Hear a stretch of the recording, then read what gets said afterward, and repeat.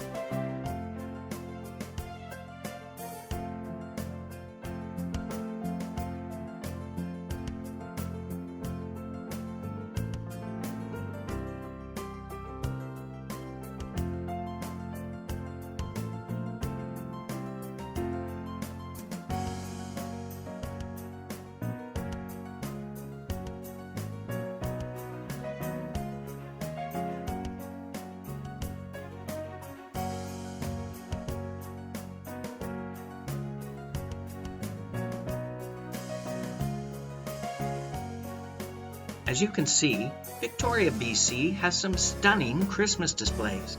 I can't believe the work that some people have put into their festive holiday light decorations. Let me know what you think is the best Christmas display in the comments section down below. I hope you've enjoyed today's video and it's got you in the Christmas spirit.